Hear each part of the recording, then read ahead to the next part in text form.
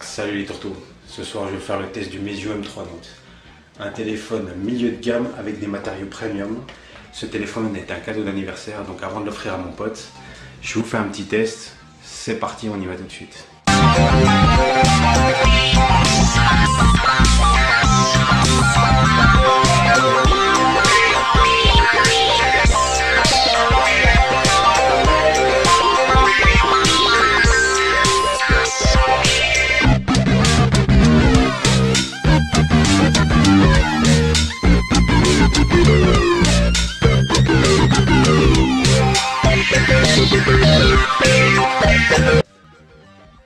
Concernant le design et les matériaux, on a vraiment un appareil de qualité qui a des matériaux premium, faut le souligner. Donc vraiment ce qui frappe, c'est le dos.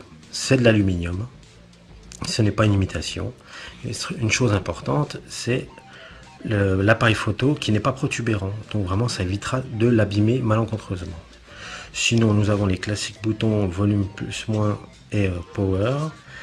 En façade nous avons un capteur d'empreinte qui est aussi un bouton home évidemment. L'extracteur de SIM sur la face gauche. En haut nous avons un micro ici, le petit trou et le gros trou, la prise mini jack. Et en bas nous retrouvons les haut-parleurs et le mini USB.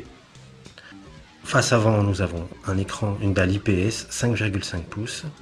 Et chose importante à souligner, c'est la batterie de 4100 mAh qui vraiment est un des points forts de ce smartphone.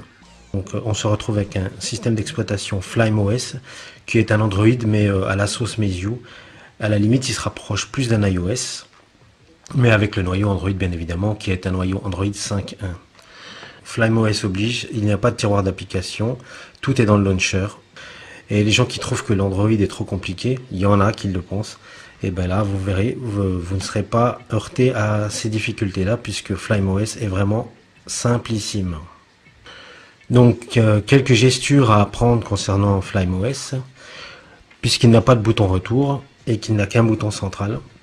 Donc à savoir lorsque vous allez dans différents paramètres par exemple, le retour arrière s'effectue avec un glisser à droite ou à gauche sur le bouton central, un appui long pour revenir au menu, pour revenir au launcher, et sinon pour passer le multitâche, un glisser vers le haut à côté du bouton home. Et voilà.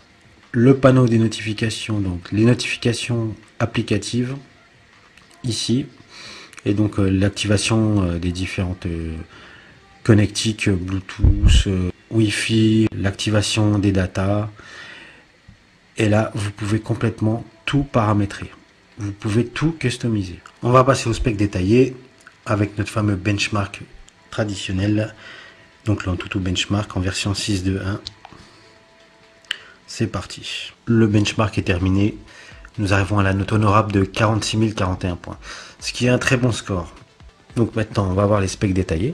Donc le modèle de CPU, c'est un MT 6755 qui correspond au Helio P10. Le Helio P10 qui, je le rappelle, est le processeur le plus équilibré du marché.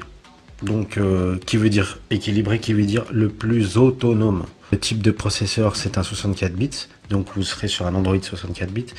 Il y a 8 cœurs, le CPU c'est un Mali T860, nous sommes en OpenGL ES3.1, résolution Full HD, densité 480 dpi, la caméra 13 mégas à l'arrière, 5 mégas à l'avant, donc ils disent 3,7, il faudra qu'ils se mettent d'accord parce que dans les specs détaillés sur GSM Arena c'est écrit 5 000 avant.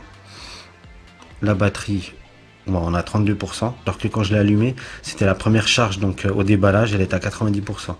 Donc je suis à plus de 8 heures d'utilisation, il reste 32%. Vraiment, c'est impressionnant. Donc Android 5.1 en 64 bits, comme je l'ai dit tout à l'heure. Le NFC, il n'y en a pas, le Wi-Fi normal.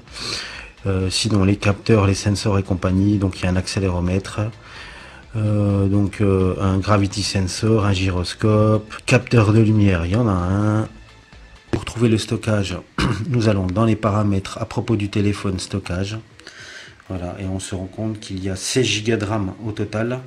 Et si vous soustrayez le système qui fait 3,99 Go, donc il vous restera de disponible le téléphone neuf 12 Go de ROM, d'accord?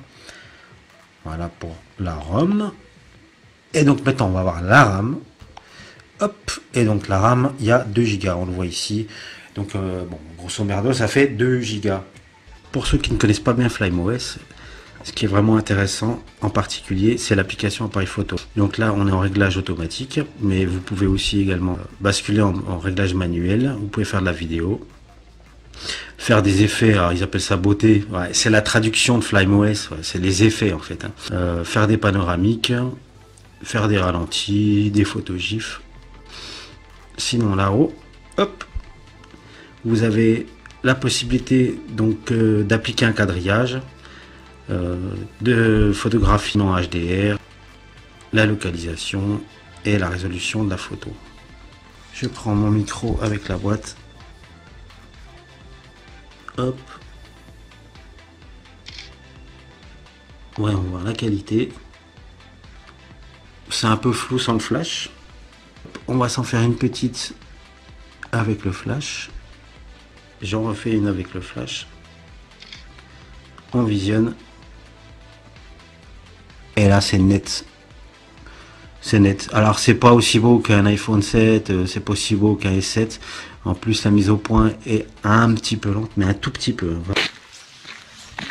Test de la vidéo en mode selfie. Donc en Full HD. Il n'y a pas de 4K. Que ce soit Full HD, dorsal ou en façade. Il n'y a pas de 4K. Mais Full HD, c'est déjà pas si mal. Parfois, la mise au point s'assombrit d'un coup. Vous voyez là, d'un coup ça s'est assombri. C'est vraiment un petit peu bizarre, mais sinon ça reste net. Pas de quoi s'affoler, mais bon, les puristes n'apprécieront pas. Bon, pas de stabilisation, donc ça tremble un peu, mais bon. Pour un téléphone de cet ordre de prix, on va pas pleurer. Voilà. Bon, ça suffira. Hein, la vidéo, les photos suffiront au kidam moyen. Alors, on va passer à un petit jeu sympa qui est Riptide Renegade, qui est un jeu en 3D, une course de scooter des mers, je sais pas comment ça s'appelle.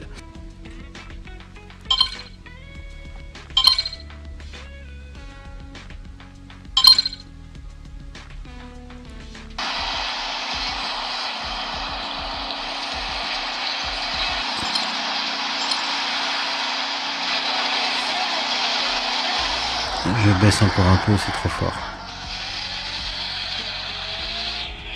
Ah ouais, c'est avec le gyroscope, j'avais zappé. Je suis nul.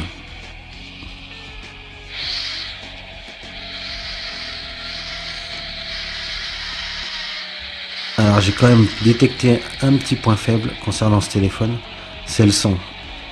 Quand le volume est trop haut, ça casse les oreilles.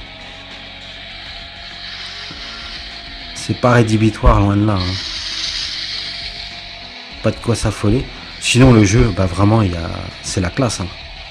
C'est la classe. Donc comme je vous dis, hein, tout à l'heure qu'on a fait le benchmark, vraiment, à mon avis, ce téléphone va avaler tous les jeux 3D tranquillement. Je pense pas qu'on pourra faire de l'émulation PSPP. On pourra en faire, hein, mais ça sera pas super fluide. Si je mets Gran Turismo 2 dans la tronche, ça passera pas.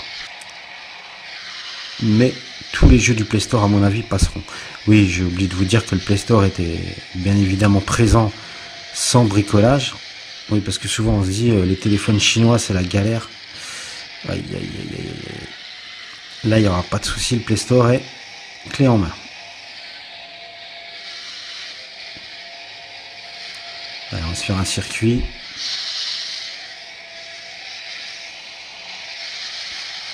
C'est vraiment chouette, quoi. Ouais, donc la qualité des haut-parleurs, vraiment, c'est un peu juste quand même. Quand c'est brouillé, quand c'est à fond. À fond, ça va vite vous casser les oreilles, il faudra mettre un casque.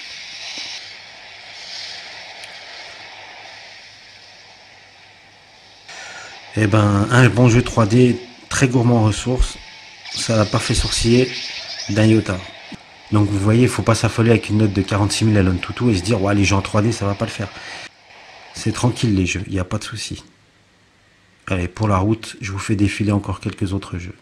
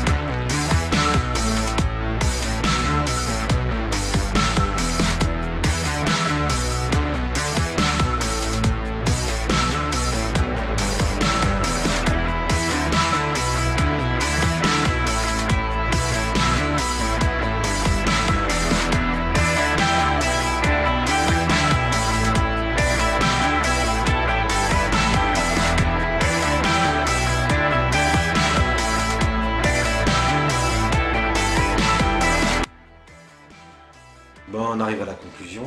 Oui, je sais, ma barbe a poussé. En fait, j'avais déjà fait une conclusion il y a une semaine, parce que je pensais le restituer assez rapidement. Il se trouve que j'ai pu le garder encore une semaine. Donc j'ai fait plus de tests, plus de choses. Mais regardez déjà ce que je dis dans ma première conclusion. On arrive à la fin du test, et regardez combien il reste de pourcents. 21%. C'est vraiment le point fort, c'est l'autonomie. Bon, de toute façon, dans les revues spécialisées, ils disent qu'il tient 2 jours à une utilisation raisonnable. Je peux qu'abonder dans ce sens-là parce que moi, je l'ai déjà utilisé. J'ai fait 5 heures de YouTube hier et aujourd'hui, j'ai fait le test. Donc, j'ai bien allumé 3 bonnes heures, facile. Il reste 21%. Je ne l'ai toujours pas rechargé depuis que je l'ai. Je l'ai depuis jeudi soir.